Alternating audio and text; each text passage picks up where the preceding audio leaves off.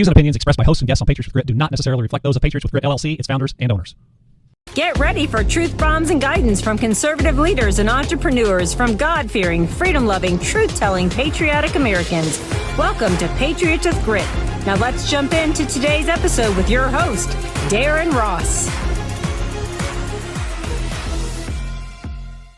You probably didn't realize it was happening or even how bad it is, but the government is taking our land, which gives them control over our food, farming, and resources. See how this is happening? Stay tuned.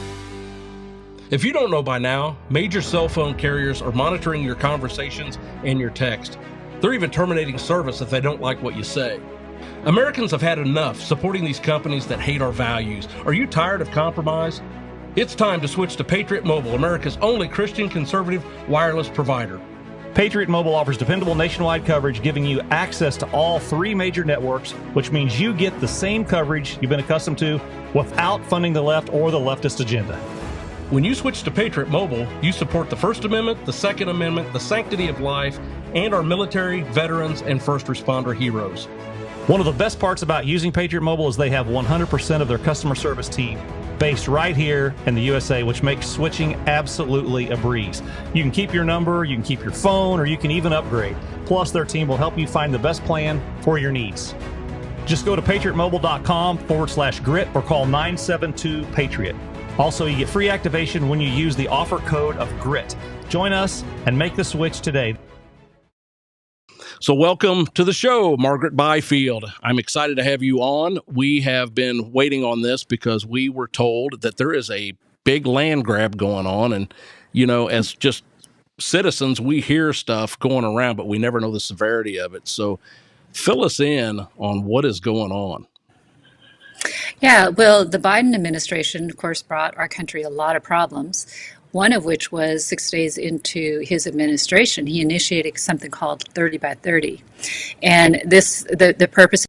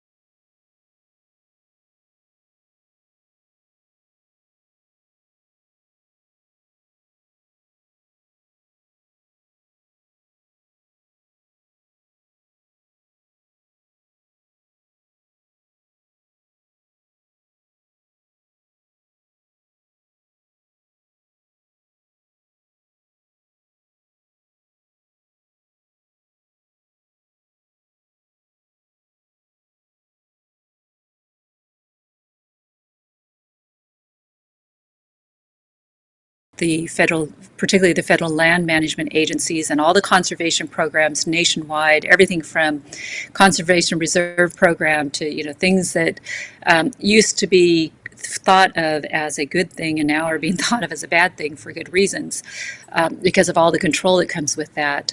So really the hard work begins now, which is to entrench this agenda, and not only entrench it inside the federal agencies, but also the environmentalists were very good at getting a lot of money off federal dollars offloaded through grants for conservation projects that have basically just set them up to be well funded for the next 4 years while they wait this out.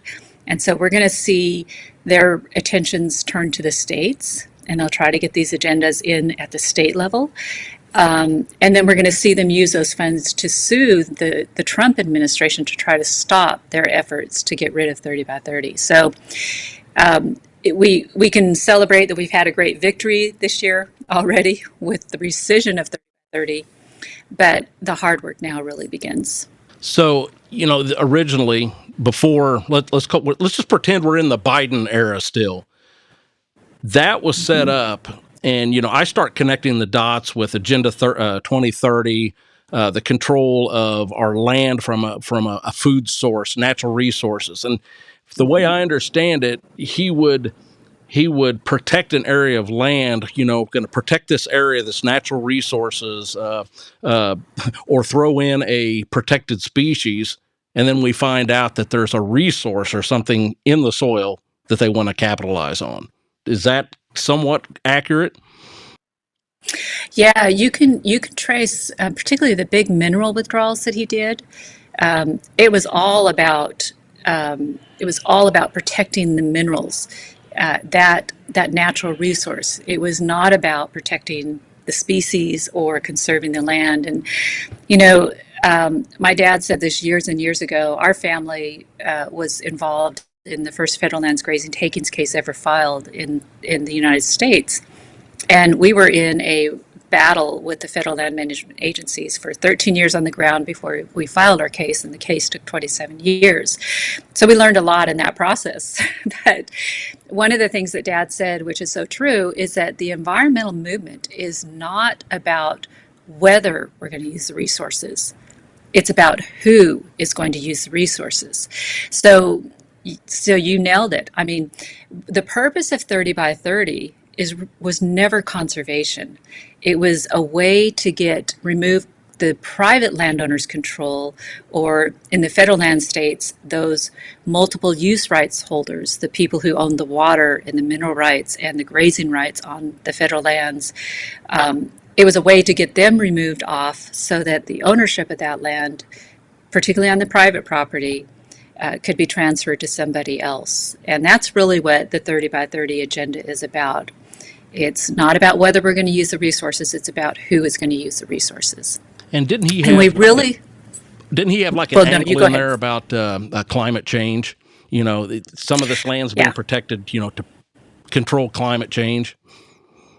Yes, I mean, one of the pieces that he was putting in place was a plan amendment for all the National Forest Service plans across the nation that would protect old growth forests.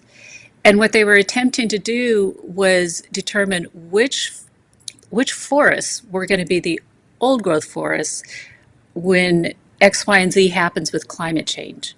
I mean, it was just this series of what ifs, and then lock down those areas so that they can be harvested, all based on this what if.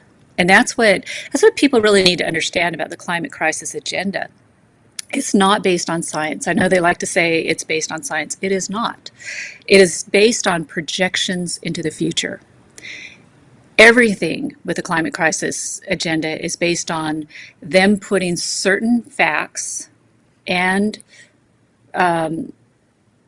I would say subjections or their opinions into a model and extrapolating that out 50 years and saying, oh my gosh, based on this, we're going to lose over 1 million species in the coming generations. That's what the climate crisis is built on. It's built on a projection into the future, which is largely based on people's opinions of what they think is going to happen in the future. And so that's why you cannot rely on any of the climate crisis projections, and you shouldn't be making wholesale changes to a society like Agenda 2030 wants to do based on that. And so it's a house of cards. It's all built on sand.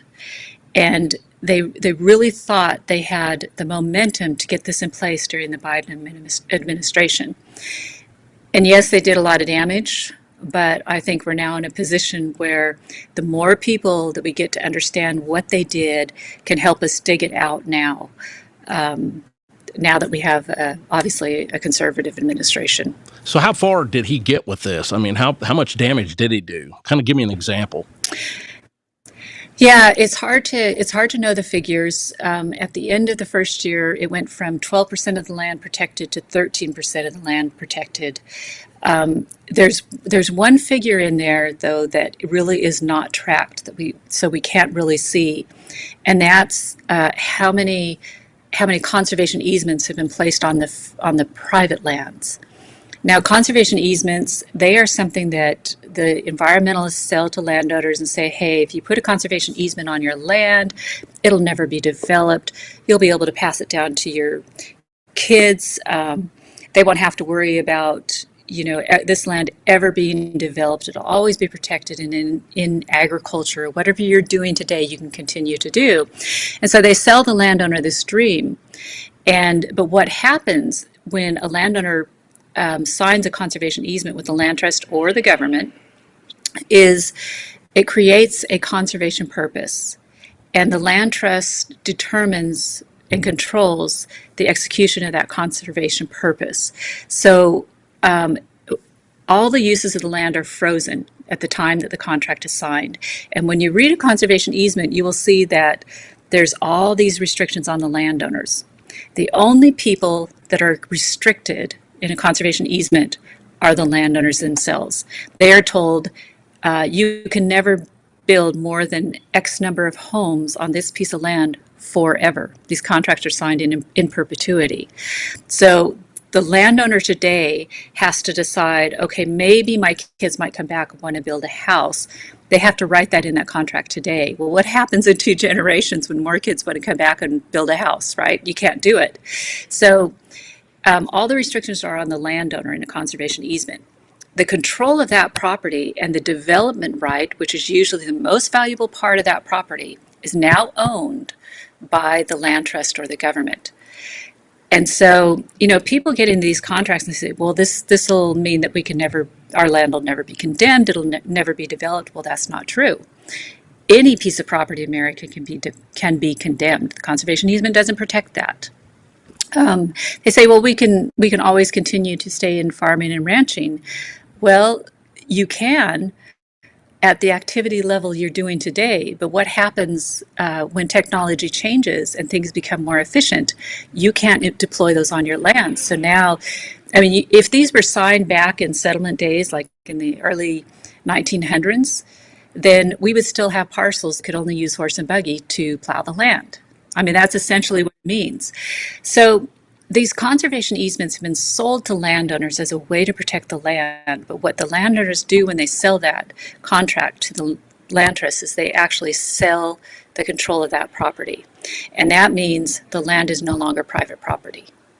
And it's the IRS who defends it, the IRS who protects that right.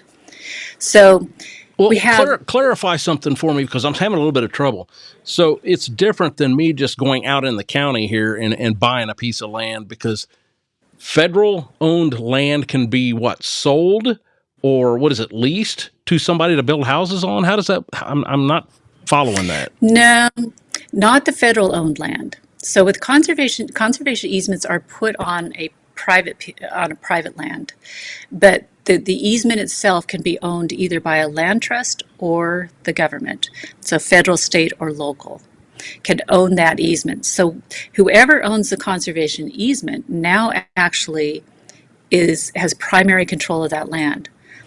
That's why we tell people it's their right to put a conservation easement on the land. They just need to understand that once they do, it's no longer private property, because control is the most fundamental element of private property, and that has just been sold to the holder of that easement. So it's no longer private property.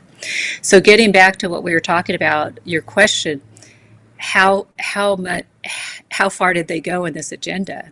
And I said it's hard to put a number on it, because you have all of these land trusts across the country that the federal government has been pouring money into to place conservation easements on landowners' land. And the number, I think, would be very frightening if we knew how many acres in America now have conservation easements as a result. And I just say that because I get a news feed every day which picks up all the stories of conservation easements being put in place. And every day I will read 4 or 5 stories that'll come up where it's a new story where 150 acres here, 20,000 acres here have been placed in this nice conservation easement to be protected forever. And, you see that daily, and this number is getting very big. So that's a huge problem. Okay, so when you're in this easement, can they tell you what you can and cannot grow on that property? You can't till it. You can't, plow it up. Can they dictate that? Depends on the terms of the easement. So basically, they write a baseline report, which means all the activity occurring on that land today can continue to occur. Okay, so if you have an area that's in crop, you can do that. But depending on how restrictive that language is, you may not be able to change the type of crop. So anybody who signs the easement has to make sure anything they plan to do in the future is specifically written into that contract. We know one family, it was the father that signed the easement.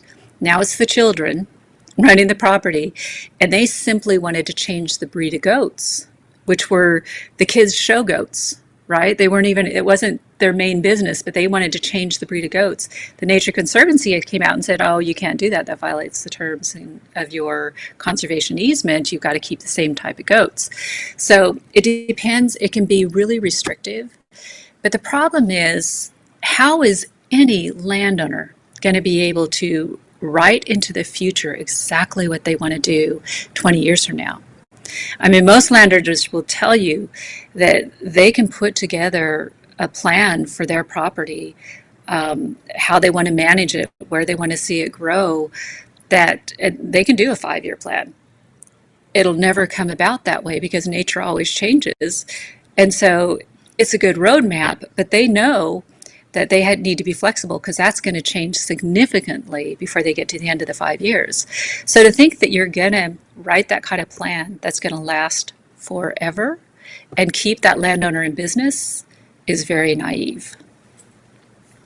So, I mean, none of this surprises me because everything's about control.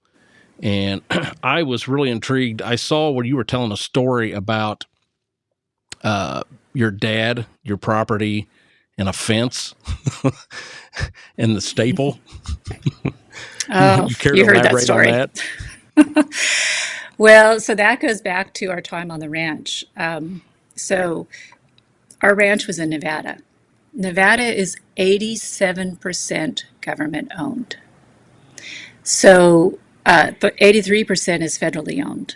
So you literally cannot have a cow-calf operation in Nevada without having significant use of the federal lands because they own it all. And, you know, anybody who's been through Nevada knows it's not exactly the nice, lush, swampy ground that you see in the east, right? It's very open, very arid. It is perfect for cattle grazing.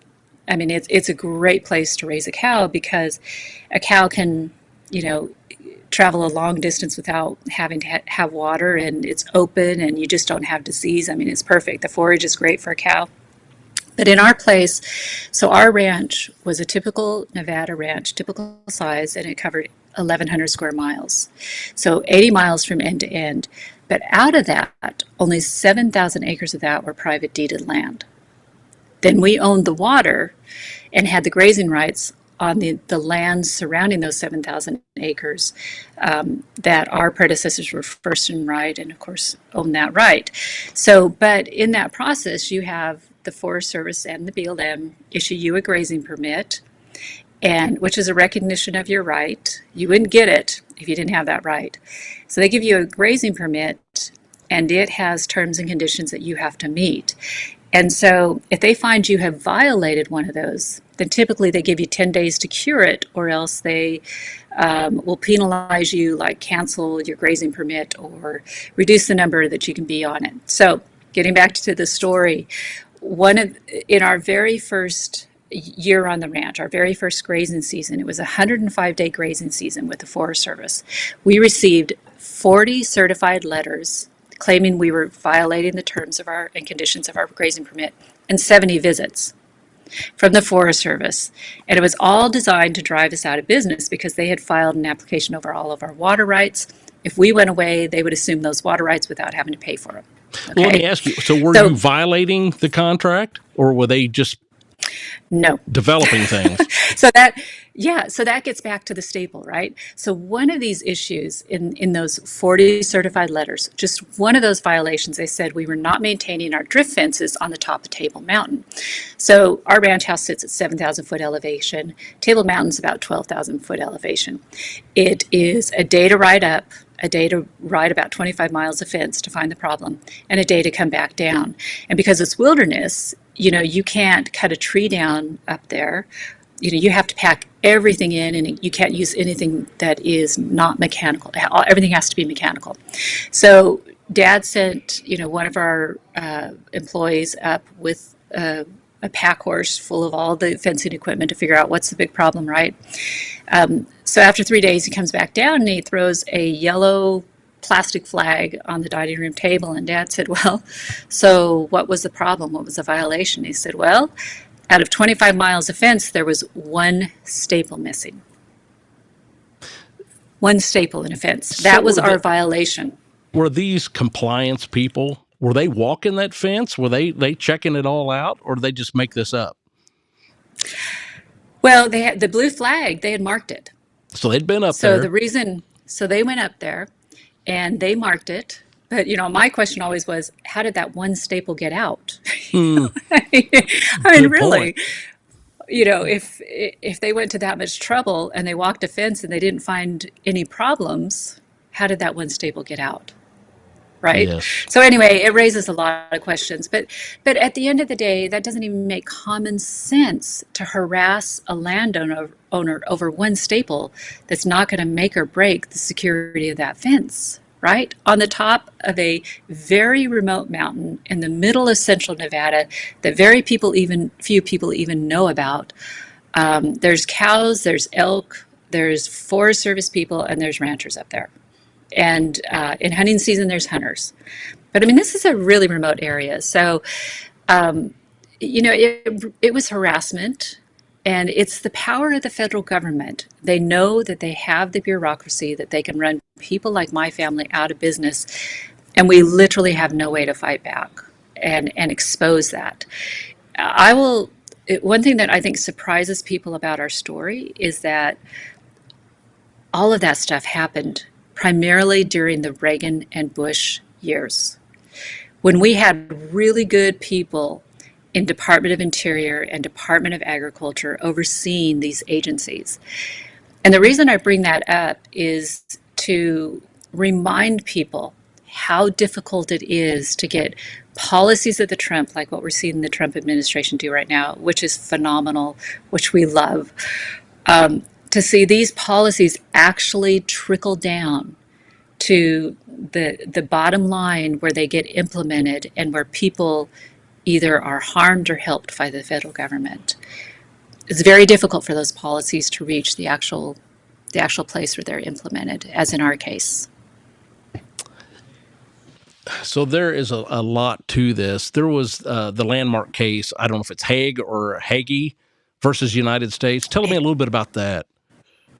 Well, that's our case, Hage versus United it? Okay. States. So that's our family's case. And so, we bought the ranch in 1978. That very first year, we had those, 70 violations, right? We had that stuff going on for 13 years. I mean, that level of harassment for 13 years. We filed 3 administrative appeals cases, won them all, and they would just come back and do the same thing to us the next year. So in 1991, my parents finally said, okay, look, we're not getting anywhere with this approach. So that's when they decided to take a different approach and put together and filed the very first federal lands grazing case ever filed against the federal land management agencies in America. That case was filed in 1991. We actually won every round. The U.S. Court of Federal Claims awarded our family $14.4 million for the taking of our property, which was incredible. And it was just an incredible moment. Wow. However, the Forest Service appealed, and that went to the D.C. Circuit on appeal. Now, the D.C. Circuit at the time was primarily Eastern-based judges. And if you know anything about the federal lands issues, they are extremely complex. And it's very hard for people who come from a private land background to understand those complexities.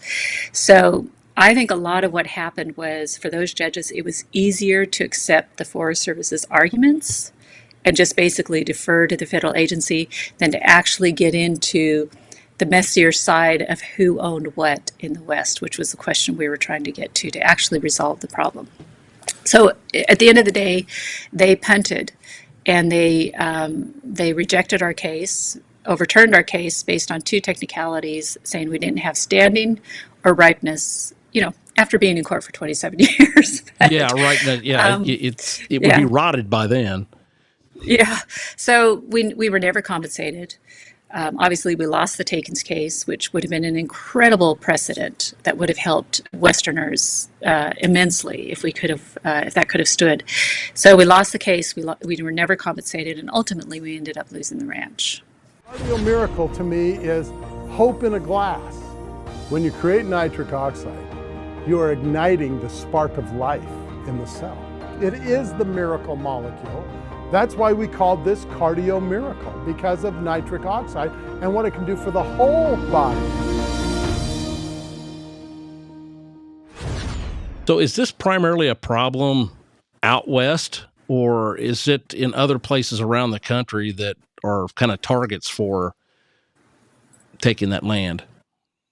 I would say the West is a low-hanging fruit. Mm-hmm. In other words, it is so dominant. It's dominated by the federal lands issues. So there's so much federal power out there. 50% of the West is owned by the federal government.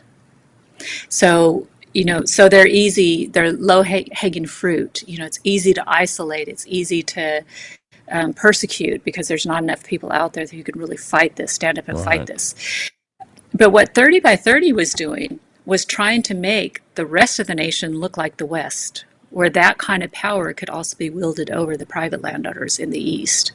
So, and they're still intent on that agenda. I mean, that agenda's not gone. So I'm in Missouri. So if there was something there that they've identified that they needed lithium, they could come in and just say, come up with one of these fabricated reasons and come in and just say, we're going to buy all this acreage, even though you already own it.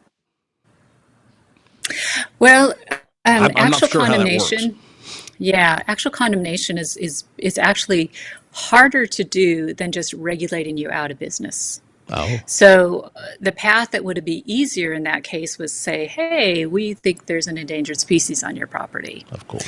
And then, if they can go through the process, and what did the Biden administration do? They listed the monarch butterfly. It's one of their last species that they listed before they left office. Well, the monarch butterfly is everywhere. So it's on everybody's property. And, we don't, hopefully, the Trump administration is going to be reasonable and get that all taken back. But it'll still be a long bureaucratic process. But they can use things like the Endangered Species Act, the Wetlands Act, or the Clean Water Act, and say, hey, you've got a wetlands on your property. I mean, under the Obama administration, they had defined what a wetlands was so that a mud hole could be a wetlands, that only has a little water in it for a little bit of time. So that's the problem. That's the danger with these federal agencies having so much power and no accountability, is that there's a million different ways they can use the environmental regulations to target your land, run you off the land if there's something there that they want to own. Yeah, so how much was the EPA involved in all this? Well, the EPA, the Trump administration had actually rewritten those wetland regulations because Obama's administration was sued, and the court said, you've gone too far, you can't regulate land like this. And so the courts actually, the states are the ones that brought the suit, and the courts actually backed up the Obama administration. So the Trump administration wrote new regulations which complied with the court's interpretation. So under the Trump years, Trump regulations, they didn't have that kind of power. It really limited what they could do on private property under the Clean Water Act. Well, when Biden got in, he rescinded all that and wrote new regulations which were closer to what Biden was trying to do. And of course, so there was a whole nother lawsuit that went forward. So now the new EPA under the Trump administration is going to have to work through all of that again and figure out how to get things sized up so that they are appropriate to what Congress had intended with the Clean Water Act on how that act is supposed to be implemented. So that's going to be a big job. But that's one of the big tools that EPA had.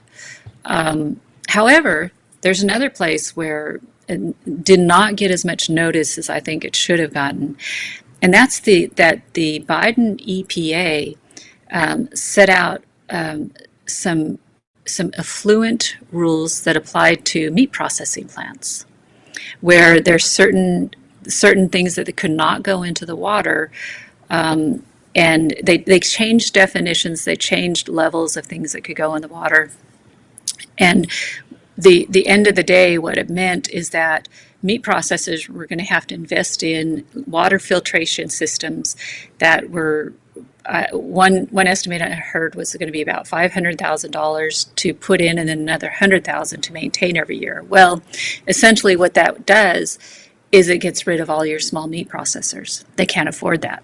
That's only the big guys, the big giants, that are going to be able to stay in business under that.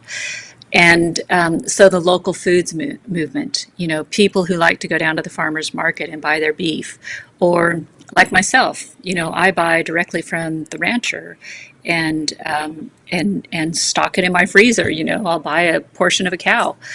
That pushes all of those meat processors out of business, because your small local landowner is processing to the closest meat processor. And if those all go away because of these regulations, because the small meat processor can't stay in business, then we are really harming the local foods movement. So, there's things like that do connect back into property rights that were going on. And,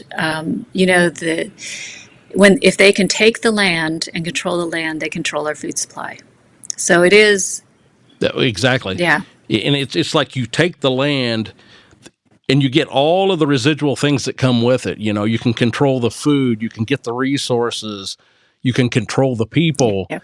And I heard you say one time that, our founding fathers wanted us to have land, because if the people have the land, the government can't control it. Exactly. Well, okay, so you have that. And I wanted to ask you, how does the Fourth Amendment factor in here? Because, and maybe it's not applicable, but the Fourth Amendment talks about having a sovereign person having their land, and they can do with that land whatever they want as long as it does not infringe on others. Right.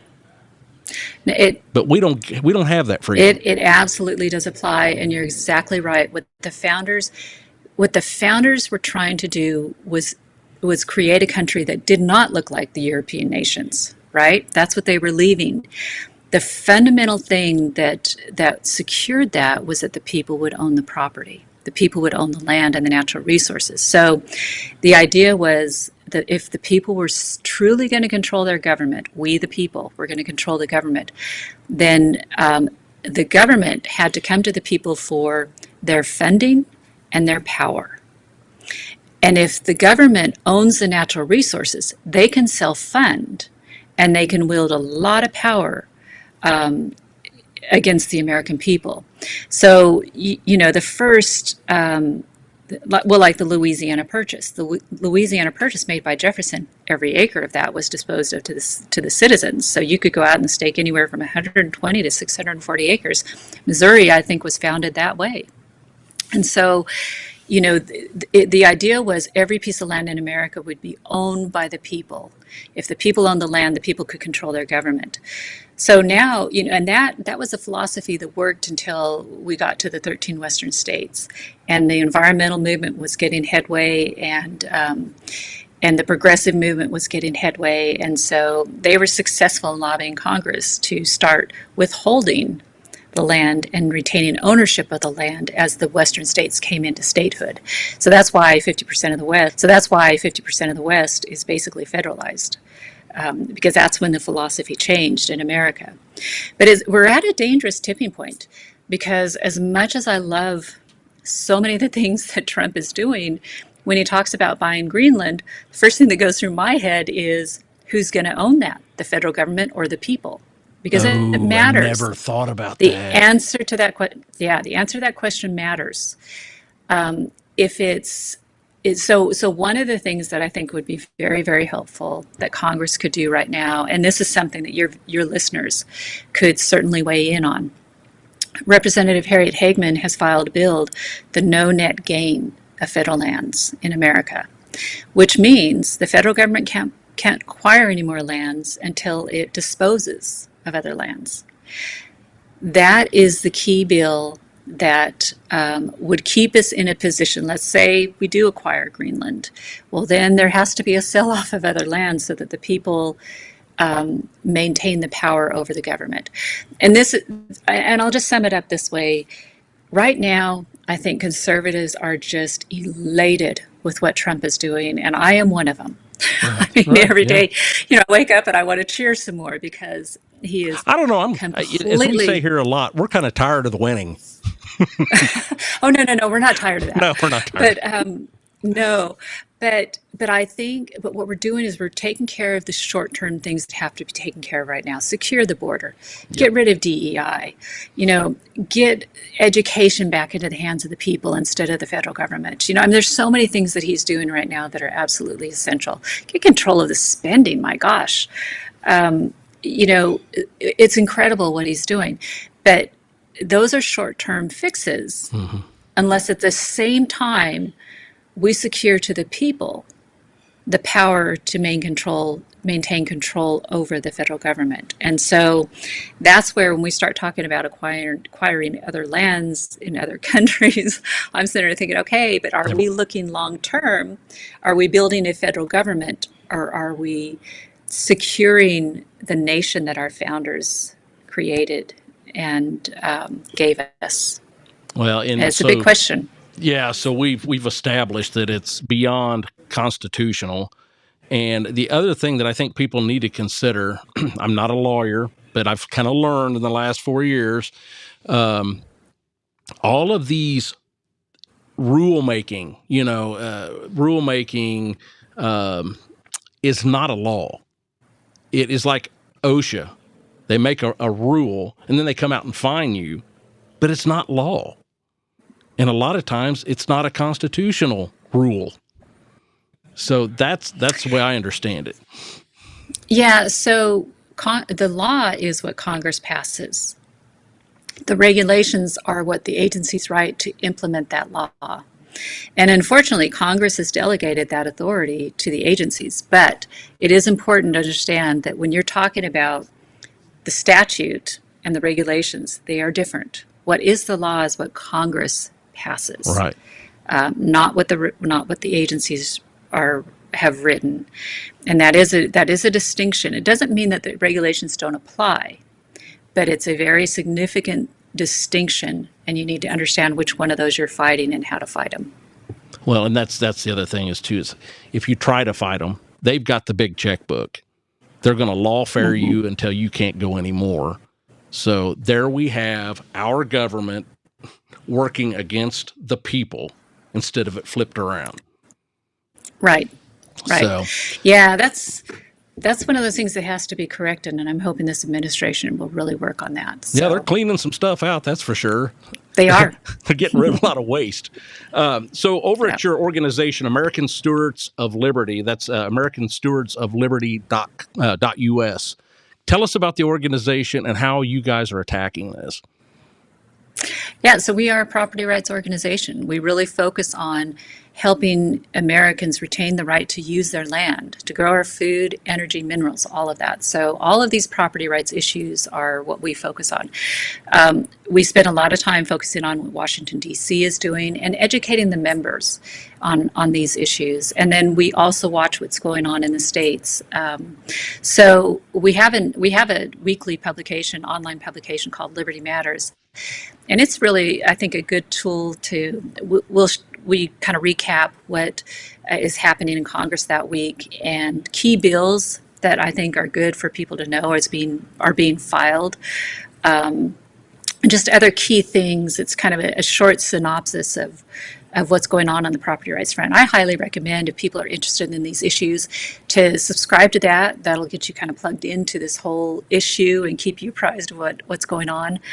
And what we do to fight it, I'm in Washington, D.C. right now, and a lot of what we do is meet with our elected officials and educate them on these issues. And we work with state representatives as well, and we work with a lot of local governments too, because that's key, is restoring local control. That's where all of these policies are implemented. So our county commissioners are really important too. We work at all levels.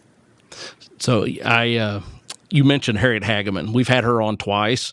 The first time she talked about the RFID tagging of the cattle, and how that's kind of a sham too, because the smaller farmers can't afford all the stuff, and it basically gives the government once again a way to cull herds and control meat. And then it surfaced the Interstate Meat Act, I think it's called, and it has to do with small packing plants and USDA inspections. It's just they just keep clamping down to the point that we're not going to be able to even afford our food if it's there. And so all of this we've said, that, we've talked about Agenda 2030, and I think about the government taking our land, and then our government giving it or selling it to China, and then you got Bill Gates, that's probably the biggest private landowner in the country. I mean, where's it going? We're seeing the consolidation. We're seeing the consolidation. And that, again, it gets back to what our founders were trying to protect all of us from, was monopolies and consolidations. That's why the land was to be owned by the citizens in small parcels. Small family farms was the model for America, so that the land was distributed among the people. And this consolidation and these monopolies is exactly what our founders were trying to prevent. So we have to be really vigilant and fight these on every front. And now that we have an administration that obviously is going to, I think, agree with us on these issues, it's even more important that we continue to raise these issues and make sure they are top line issues for this administration to get on top of. One of the things I think that's important for your landowners and anybody listening to this podcast is, there's a sense that you have to have a lot of money, and there's the elite class, and they're the only ones who get anything done. I disagree. Our philosophy on policy making is that if it helps the small landowner, it's going to help the big landowner. But the policies that help the corporate landowner or the big landowner are not always going to help the small landowner. In fact, they're probably going to hurt them. Mm-hmm. So our small landowners are such an important voice that Congress needs to hear, and state representatives need to hear from. And so I just encourage everybody, get in the fight. Get in the fight, stay in the fight, advocate for what we need. Thomas Jefferson said it best. He said the small landholder was the most important part of the state. And what he meant by that was that it's the small landowner that is most vital and critical to protecting liberty in this new country that they were founding. Right. And I love that. I love how he said that. And we have to remember how important our landowners are. One of my last questions here is, do you have any intel that there are any areas like in the Midwest they're targeting? Well, I think any place that you can see a major natural resource reserve, it's a target.